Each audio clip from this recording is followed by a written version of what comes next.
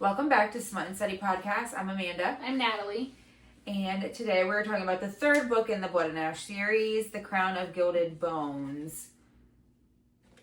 She thick again. Yeah, another big one. They're all thick. Natalie is going to read the synopsis of this book. Get ready, guys. Buckle in. Alright, so basically the second book ended where Poppy was basically being stoned and her true power came out, and she is a descendant of a god, which means she's the rightful heir and queen to Atlantia, meaning that Castile's mom is the one that realized that. Yeah. And now they're all afraid of her. Yeah, and it's just funny. So it didn't really, you're like, yay, happy, and then everyone's like, what's gonna happen next? I'm gonna die. Yeah, I don't know. So that's how that ended. So this recap of the book is Poppy discovers her true identity as a descendant of gods, specifically the granddaughter of Nyktos, which is the king of gods.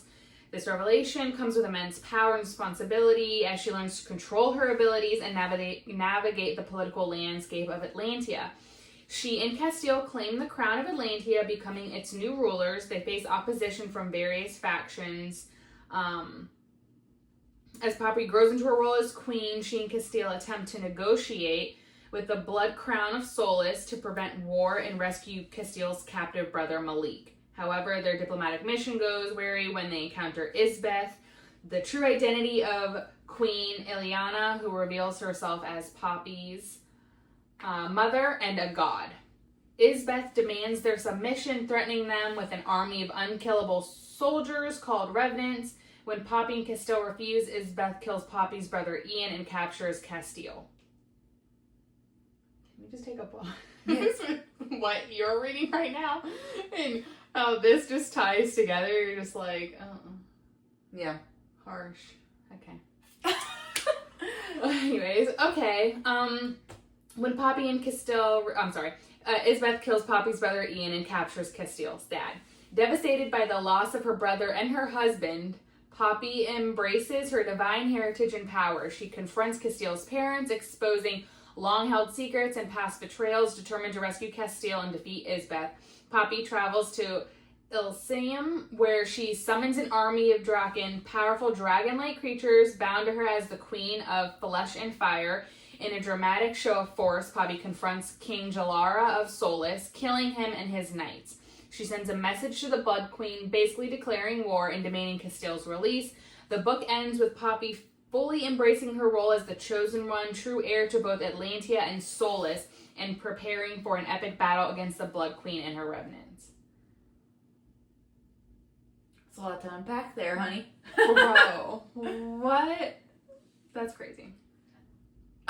So we just have to talk about how, like, Poppy is, like, literally such a baddie because, number one, Kiernan is Castile's best friend, which Kiernan, like we said before, is a Wolven. So pretty much Kiernan and Castile have a bond. They kind of both, like, feel the same thing. Like, if one was to die, the other would be, like, superly, like, injured or whatever. But now that Poppy is pretty much the queen, all the Wolven are, like, connected to her. There's like a notom or whatever where like she literally could pretty much talk to the Wolven without having to say anything.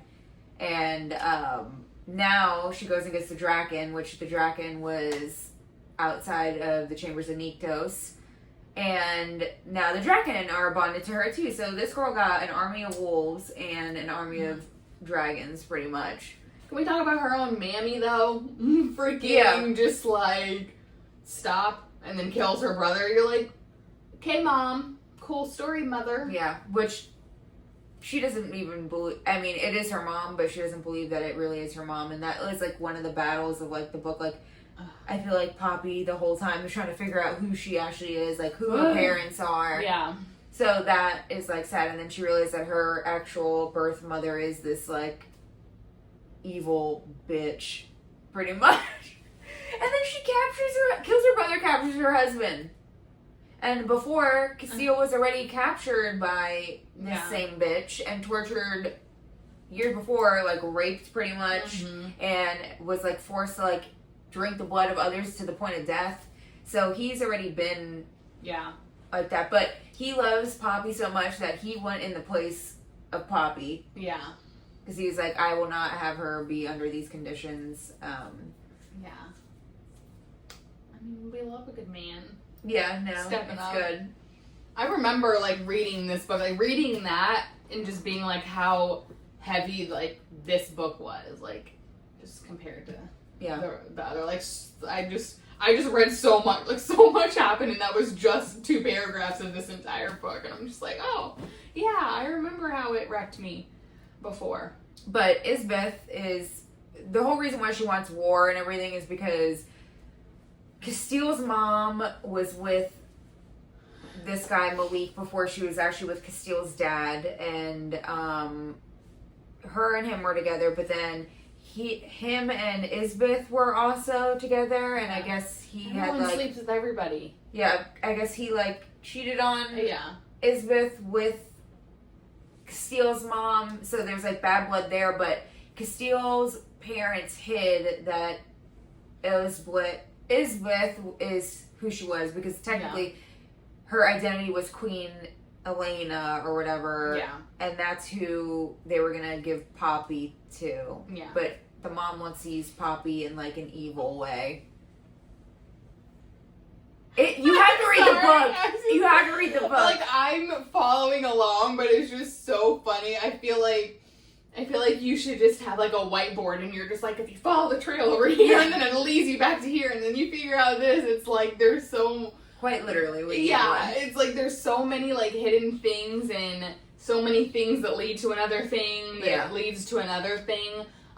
That's what makes these books like so good. But it is very hard to speak about it because it just like it gets confusing, because it's like you feel like you're just talking in like a circle. So that's why I think we are doing this instead of just diving in, because it's like there's so many characters and there's so many people, and a lot of people that they talk about aren't even like alive in these books that are like going to be in the Flesh and Fire and like all this stuff. And so it's like now, like, I read these books first and then I read Flesh and Fire, but even reading that, like talking about Isbeth and like just other things that I'm just like, oh my god, like from Flesh and Fire, like it all like connects, and now it's just like an even bigger picture to what this is. And so, and like I will say that this book, like, it's very you actually have to really listen to the book to connect the dots on some things. Because like in all the fantasy books, most of these things, they're like, oh, there's like the god of this, the god of that, and they like always follow the god. So like within this book, they're like, oh, Poppy has this power, so technically she's kind of this person.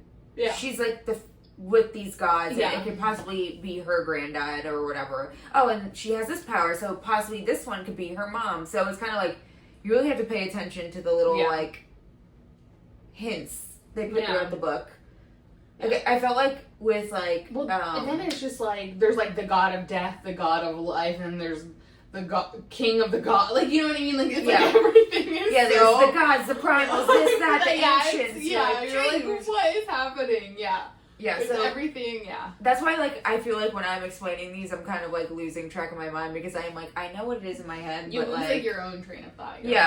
Like you said, you just need the whiteboard. You're like, Isbeth is a bitch. This is this person.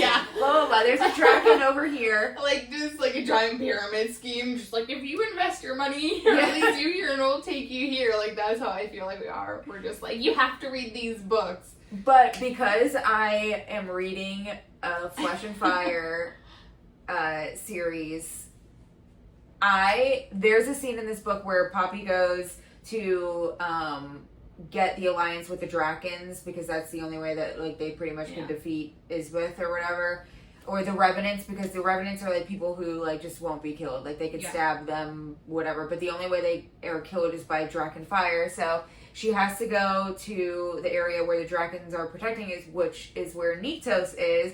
And she sees Niktos, he comes up, and I just remember her saying, she literally was like, that is the most beautiful man I've ever seen in my life. And like, literally, I remember that part, and now I'm reading this book, and I'm like, he is the most, like, inside out. Yeah. Like, I read this book and I get, like, jitters because I'm like, oh my god, it's Niktos. It's, you know, like, just, this book He's hypes perfect. him up, too. Yeah. And, like... And then you go and read and you're like, oh yeah. The hype was worth it. Yeah, Oh, it was definitely. so worth it. Heck yeah. But, like, I also laugh, too, because it's her grandpa. And, like, she's like, oh, that is the most beautiful man I've ever seen in my life. Like, even over Castile, she's saying that. And that's her grandfather. Her grandfather had good looks. Yeah. That's probably why she has good looks. But the worst part is, it's, like, literally, with the primals and, like, all this stuff, like, they don't... All the immortal people, they don't age. They get to, like, the age of, like, 25, and that's the way they look for, like... 2,000 years, so it's kind of like you see your grandpa and you're like, oh shit, who's that? He's like so old, but Yeah. he's like, oh, he's kind of fine. sexy. I love that. Yeah. In the real world, that would never happen, but Yeah.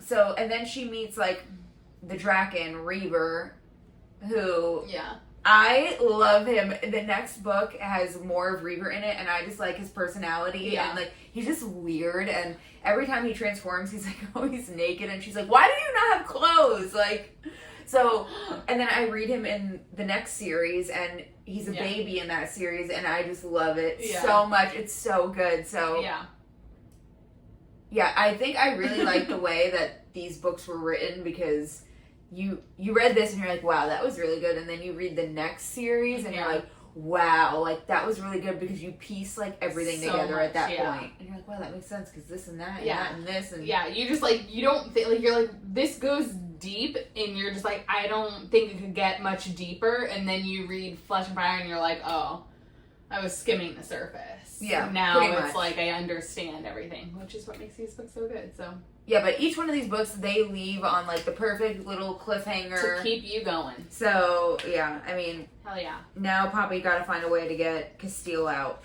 without, you know, turning herself over and without starting a war.